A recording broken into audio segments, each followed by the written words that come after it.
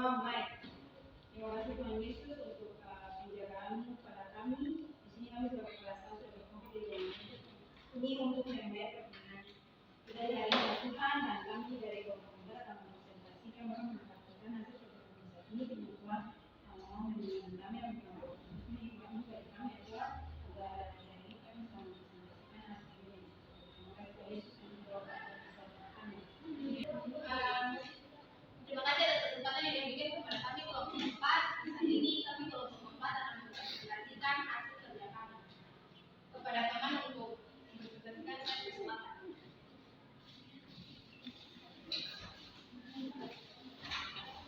Ya teman-teman, dari kelompok kami hari ini akan membahas tentang perencanaan pembelajaran PAK dan assessment. Yang pertama, pengertian perencanaan dan pembelajaran PAK. Perencanaan berasal dari kata yang berarti pengambilan keputusan untuk mencapai tujuan. Menurut yang seperti dikutip Sanjaya bahwa perencanaan itu pada dasarnya proses dan cara berpikir yang bisa membantu menciptakan hasil yang diinginkan. Pendapat di atas menggambarkan bahwa setiap perencanaan yang dimulai dengan menetapkan target atau tujuan yang ingin dicapai. Pembelajaran pada hakikatnya adalah upaya untuk mengajar siswa dan desain pembelajaran adalah pengaturan upaya tersebut untuk muncul perilaku belajar. Dari dua pengertian konsep tersebut, perencanaan dan pembelajaran, Sanjaya menyimpulkan bahwa perencanaan pembelajaran adalah proses pengambilan keputusan yang rasional tujuan pembelajaran tertentu dengan memfungsikan segala potensi dan sumber daya pembelajaran yang ada. Pembelajaran PAK adalah kegiatan belajar mengajar di dalam pendidikan agama Kristen sangat penting dilaksanakan oleh seorang guru agama Kristen dalam mengembangkan tugas atau amanat Tuhan Yesus seperti tertulis dalam Injil Matius 28 dari pembelajaran PAK.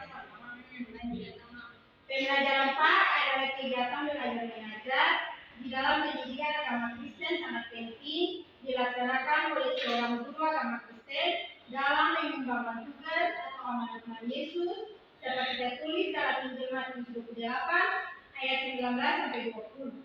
Dan ajarlah mereka melakukan segala sesuatu yang telah kuperintahkan kepadamu dan ketahuilah aku menyertai kamu senantiasa sampai akhir zaman. Yang kedua, komponen perencanaan pembelajaran PAK mencakup berbagai komponen yang saling tergantung dan melengkapi seperti guru, program, siswa, proses, output, fasilitas, dan strategi. Berikut adalah beberapa hal yang perlu diperhatikan dalam merencanakan pembelajaran PAK. Yang pertama, tujuan pembelajaran. Tujuan pembelajaran PAK adalah untuk mendidik dan membangun siswa menjadi murid Yesus Kristus dan mempersiapkan mereka menjadi warga negara kerajaan surga. Yang kedua, kompetensi yang diharapkan. Pengajaran PAK diharapkan dapat membantu siswa memindahkan nilai-nilai yang baik dan menjahat serta menghubungkan pengalaman mereka dengan filsafat hidup Kristen. Yang ketiga, model pembelajaran. Model-model pembelajaran PAK dapat dipaparkan dalam buku lengkap dengan peta konsep jenis bahan, kejar, prota hingga proses. Yang keempat, pengajaran dan bimbingan. Tugas utama guru PAK adalah memberikan pengajaran dan bimbingan kepada siswa dalam mempelajari ajaran-ajaran dasar agama Kristen. Yang kelima, kebenaran agama Kristen. PAK bertujuan untuk mengarahkan setiap pelajar untuk memasuki persekutuan iman dengan mempelajari pokok-pokok kebenaran yang ada. Kita masuk kepada yang berikutnya yaitu pengertian assessment. Istilah assessment secara umum dapat didefinisikan sebagai sebuah proses yang ditempuh untuk mendapatkan informasi yang digunakan untuk membuat keputusan yang berhubungan dengan para siswa, kurikulum, program-program, dan kebijakan pendidikan, metode atau instrumen pendidikan lain yang dikelola oleh suatu bidang, lembaga, organisasi atau institusi resmi yang sedang menyelenggarakan aktivitas tertentu. Menurut Wahyudi dan Ibrahim, asesmen memiliki dua persyaratan, yaitu yang pertama, mengukur kompetensi dan harus mempunyai efek yang menunjukkan terhadap proses belajar. Yang berikutnya, fungsi asesmen. Asesmen memiliki fungsi yang penting baik bagi pendidik atau peserta didik. Bagi pendidik, asesmen sangat berfungsi atau bermanfaat untuk mengetahui kemajuan belajar peserta didik.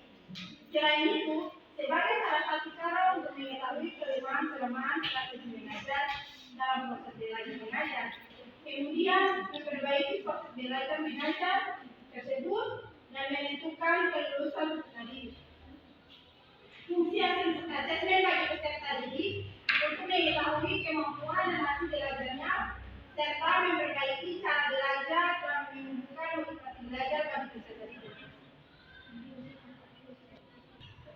Berikutnya prinsip asesmen. Menurut Basuki dan Haryanto, prinsip dari suatu penilaian yaitu satu impact, yaitu harus mampu menelusuri dan melaksanakan siswa sesuai dengan rencana pembelajaran yang telah ditetapkan. Yang kedua, checking up, yaitu harus mampu mengecek ketercapaian kemampuan peserta didik dalam proses pembelajaran. Yang ketiga, pin out, yaitu penilaian harus mampu mencari dan menemukan serta mendeteksi kesalahan yang menyebabkan terjadinya kelemahan dalam proses pembelajaran.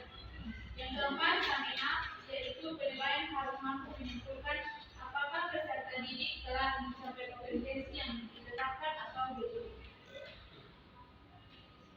Berikutnya, jenis asesmen. Menurut Ares, sesuai dengan tujuannya terdapat 5 jenis asesmen sebagai berikut. Yang pertama, asesmen diagnostik. Tes tertulis digunakan untuk melaksanakan asesmen diagnostik. Tes semacam ini biasa disebut dengan praktek atau praktek. Cara lain untuk melaksanakan tes diagnostik adalah secara lisan. Penggunaan secara lisan maupun tulis, keduanya sangat bergantung pada urusan pertanyaan yang disusun oleh guru untuk menghasilkan asesmen yang baik. Yang kedua, asesmen formatif. Asesmen formatif dapat dilaksanakan ketika siswa kehilangan arah dalam menyelesaikan tugas. Asesmen formatif berorientasi pada proses belajar mengajar dan sebagai proses terencana yang menjadi bukti mengenai kondisi belajar peserta didik. Selain itu, digunakan oleh pendidik untuk melakukan penyesuaian pada pembelajaran yang sedang berlangsung atau juga digunakan oleh peserta didik untuk menyesuaikan teknik belajar mereka. Yang ketiga, asesmen sumatif. Asesmen ini digunakan untuk mendapatkan nilai akhir dan untuk mencari data seberapa banyak dari bahan pelajaran yang dapat dipahami oleh siswa sebelum beralih ke pokok bahasa berikut. Secara umum, teknik asesmen bergantung kepada kebutuhan siswa dan pertimbangan guru. Asesmen dapat dilaksanakan secara individu atau kelompok. Yang keempat, asesmen selektif.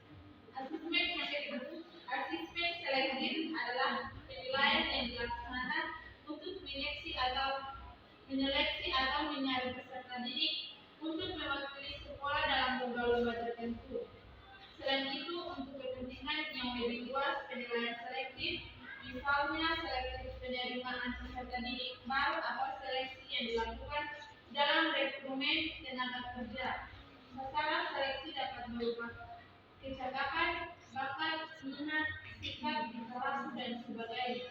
Yang kelima, asesmen penempatan. Asesmen penempatan adalah penilaian yang ditentukan untuk mengetahui keterampilan prasyarat yang diperlukan bagi suatu proses belajar dan penguasaan belajar seperti yang diprogramkan sebelum memulai kegiatan belajar untuk program itu. Perkataan lain, penilaian ini berorientasi kepada kesiapan peserta didik untuk menghadapi program baru dan kecocokan program belajar dengan kemampuan peserta didik.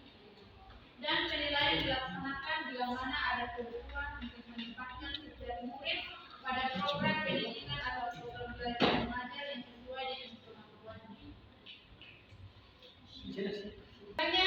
Perencanaan pembelajaran dalam pendidikan agama Kristen atau PAK adalah proses penting yang melibatkan penentuan tujuan, strategi, metode, dan media yang sesuai untuk membimbing siswa agar mengenal dan menghayati ajaran Kristus. Selain itu, asesmen dalam pembelajaran PAK memiliki peran sentral sebagai alat untuk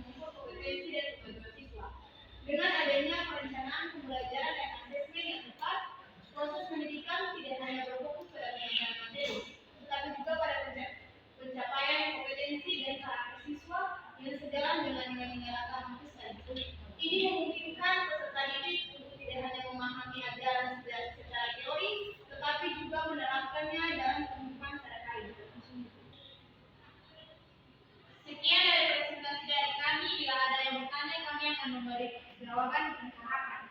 Karena kami di sini presentasi bukan mengisi hati yang kosong. Sekian dan terima kasih presentasi kami. Mungkin ada pertanyaan, tanggapan atau saran dari kelompok-kelompok kami. Ya, terima kasih atas kesempatan yang diberikan. Di sini saya akan memberikan pertanyaan kepada kelompok 4 dengan soal dari kelompok 3. Iya, di dalam materi kelompok sudah menjelaskan tentang pembelajaran pada hakikatnya adalah upaya untuk mengajar siswa dan desain pembelajaran adalah pengaturan upaya tersebut untuk unsur perilaku siswa. Yang menjadi pertanyaan saya itu, saya ingin kelompok menjelaskan tentang bagaimana kita sebagai seorang pendidik mendesain pembelajaran. Bagaimana kita sebagai seorang pendidik dalam mendesain pembelajaran. Kita bertanya dari kelompok 4, tapi ada pertanyaan dari materi yang dipaparkan oleh kelompok. Di situ kamu menjelaskan bahwa belajar ada proses pengambilan keputusan untuk nasional tujuan pembelajaran tertentu. Ya, kami ada kami pertanyaan dari materi yang dipaparkan oleh kelompok. Di situ perencanaan pembelajaran adalah proses pengambilan keputusan yang rasional tujuan pembelajaran tertentu dengan memfungsikan segala potensi dan sumber daya pembelajaran yang ada.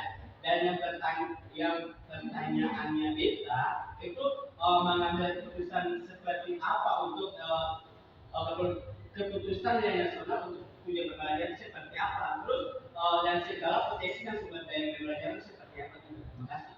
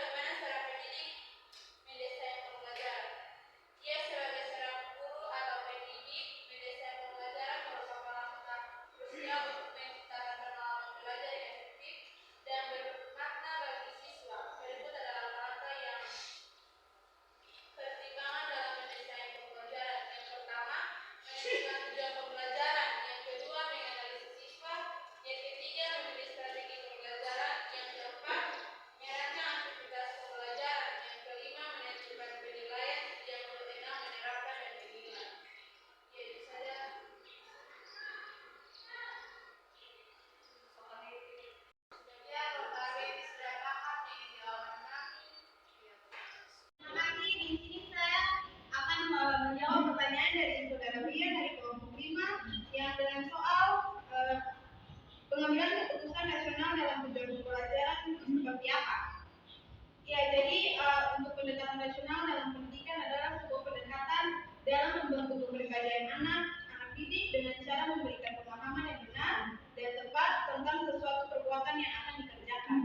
Jadi, pengambilan keputusan nasional dalam menetapkan tujuan pembelajaran adalah proses yang didasarkan pada pemikiran logis dan terencana. Yang pertama berdasarkan analisis kebutuhan. Tujuan ditetapkan setelah mengidentifikasi kebutuhan siswa dan kesenjangan kompetensi. Yang kedua, spesifik dan terukur. Tujuan harus jelas dan dapat diukur agar mudah dievaluasi. Ya, itu mungkin jawaban